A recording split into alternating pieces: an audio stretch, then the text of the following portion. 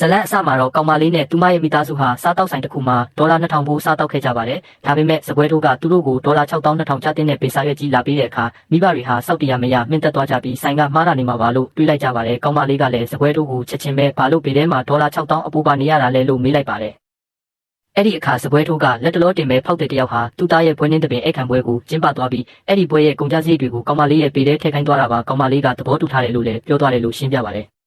ဒါပေမဲ့ကောင်မလေးကအဲ့ဒီလူကိုလုံးဝမသိပါဘူး။သူမလည်းချက်ချင်းပဲဖုံးထုတ်ပြီးရဲတိုင်ဖို့လုပ်တဲ့အခါစပွဲထိုးကဒီကိစ္စကိုညှိနှိုင်းပြီးဖြေရှင်းလို့ရပါတယ်။ရဲတွေအထိခေါ်ဖို့မလိုပါဘူးဆိုပြီးအတင်းလာတာပါတယ်။ဒါပေမဲ့လည်းကောင်မလေးကတော့သူမရဲ့ရည်တည်ချက်ကိုမပြောင်းလဲခဲ့ပါဘူး။သူမကသူမရဲ့သဘောတူညီချက်မပါပဲဘေးထဲမှာဒေါ်လာ6000အပိုထည့်တာဟာလိမ်လည်မှုနဲ့ဘာမှမချဘူးလို့ဆိုင်ကိုဒေါသတကြီးဆွဆွဲလိုက်ပါတယ်။မိဘတွေကတော့သူမကိုစိတ်မဆိုးဖို့ထားကြပြီးတကယ်ပဲတောက်ယူပြန်နေတဲ့အဝေးကဆွေမျိုးတယောက်ယောက်ကသူတို့ကိုနောက်ပြောင်လာလဲဖြစ်နိုင်တဲ့အကယ်၍ကိစ္စကိုအကြီးအကျယ်လှုပ်လိုက်ရင်မိသားစုတိတ်ခါကြလိမ့်မယ်လို့ဖြောင်းဖျကြပါတယ်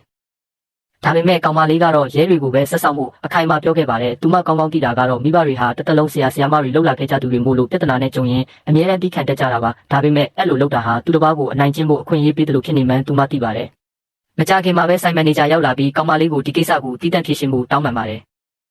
အဲ့ဒီအချိန်မှာမန်နေဂျာကကောင်မလေးကင်ထားတဲ့တံမိုးကြီးဒီဇိုင်နာလက်ကင်အိတ်ကိုတတိထားမိသွားပြီးဒေါ်လာ6000ဆိုတာသူမအတွက်တော့အသေးဖွဲလေးပါစိတ်ဆိုးစရာမလိုပါဘူးလို့ပြောလိုက်ပါတယ်ကောင်မလေးကတော့သူမရတဲ့ပတ်စံတိုင်းဟာအချိန်ပိုဆင်းပြီးပင်ပန်းပန်းရှာထားရတာဖြစ်လို့ဒဇိန်တယောက်ရဲ့ကုန်ကြစည်ကိုပေးဖို့မဟုတ်တယ်လို့ဆိုင်ရဲ့လိမ့်လေတာကိုခံဖို့လည်းမဟုတ်ဘူးလို့ပြန်လဲချိပလိုက်ပါတယ်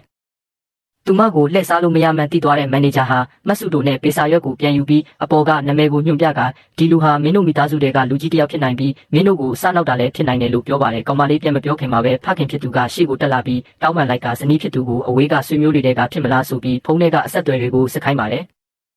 မိခင်ဖြစ်သူကဖုန်းထုတ်လိုက်တဲ့အချိန်မှာပဲမန်နေဂျာကဖုန်းကိုလူယူသွားပြီးအထက်ကအဆက်အသွယ်တွေကိုလိုက်ကြည့်ကသူရှာပေးနိုင်ပါတယ်လို့ရေရုပ်ပါတယ်မိခင်ဖြစ်သူကတော့ကြောက်လန့်ပြီးဘာမှမပြောရဲရှာပါဘူးကောင်မလေးကဒေါသတကြီးနဲ့မန်နေဂျာလက်ထဲကဖုန်းကိုပြန်လူယူလိုက်ပြီးသူတစ်ပါးဖုန်းကိုခွင့်ပြုချက်မရှိဘဲလူယူတာဟာဥပဒေချိုးဖောက်တာပဲလို့တတိပေးလိုက်ပါတယ်ဒါအပြင်သူမတို့မိသားစုထဲမှာအဲ့လိုအကျင့်ပြတ်တဲ့လူကြီးမရှိသလိုဒေါ်လာ6000ပေးအတွက်လဲဘသူရဲ့လက်မှတ်အတီးပြုတ်ဖုံးတက်မှတ်ချက်မှမရှိဘဲဆိုင်ကနေအမည်မသိမှတ်စုတစ်ခုတည်းနဲ့ပေးထဲထည့်လိုက်တာဟာဆိုင်ရဲ့ငွေညှိမှုတက်တက်ပဲလို့ပြောလိုက်ပါတယ်ဒါကိုကြားရတဲ့ဘေးကစားသုံးသူတွေကလည်းဒီလိုဆိုင်မျိုးမှာနောက်ပဲတော့မှလာမစားတော့ဘူးလို့အချင်းချင်းပြောဆိုကြပါတယ်မန်နေဂျာကတော့အရှက်ရပြီးဒေါသထွက်ကဘေးကိုအတီးပြုတ်ပြီးမို့လို့အမှမရှိပါဘူးတကယ်လို့ပတ်စံမပေးရင်ဆိုင်အနေနဲ့သူမကိုဖမ်းဆီးထားပိုင်ခွင့်ရှိတယ်လို့ချိန်ချောက်ပါတယ်ကောင်မလေးကတော့လုံးဝအေးဆေးပါပဲသူမကအေးဆက်ဆက်လောင်ရည်လိုက်ပြီးဖုန်းနဲ့ဗီဒီယိုရိုက်ကမန်နေဂျာကိုကင်မရာရှိမှအဲ့ဒီစကားတွေကိုထပ်ပြောရဲလားလို့မေးလိုက်ပါတယ်ဆိုင်ရဲ့တရားမဝင်ဖန်ဆီးထားမှုကမှန်လားဒါမှမဟုတ်သူမရဲ့ကိုယ်ပိုင်ခွင့်ရေးကာကွယ်မှုကမှန်လားဆိုတာကိုကြည့်ကျင်တယ်လို့ပြောလိုက်တဲ့အခါမန်နေဂျာဟာစွန့်သွားပါတော့တယ်အဲ့ဒီအချိန်မှာပဲရဲတွေရောက်လာပြီးကောင်မလေးကပေစာရွက်နဲ့မှတ်စုကိုပေးကအဖြစ်ပြအားလုံးကိုရှင်းပြလိုက်ပါတယ်။ဘာထောက်ထားမှမရှိပဲဒဇိန်တယောက်ရဲ့စကားနဲ့တင်ဒေါ်လာ6000တောင်းတာဟာဘယ်လိုမှယုတ်တိမရှိပါဘူး။အမှန်တရားကိုသိသွားတဲ့ရဲတွေကလည်းမန်နေဂျာရဲ့စီမံခန့်ခွဲမှုအားနည်းချက်ကိုပြင်းပြင်းထန်ထန်ဝေဖန်လိုက်ကြပါတယ်။အဲ့ဒီအချိန်မှာပဲစပွဲထိုးကဖုန်းတစ်လုံးကိုကင်ပြီးလာပေးကဖောက်တဲ့ကဖုန်းဆက်လာတယ်လို့ပြောပါတယ်။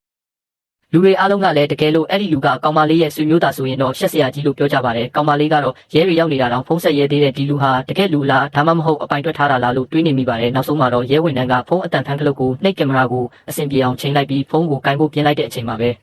ဖုန်းတစ်ဖက်ကလူကကောင်မလေးရဲ့နာမည်ကိုလှမ်းခေါ်လိုက်တဲ့အတူအားလုံးအံ့အားသင့်သွားကြပါတော့တယ်ဗျာ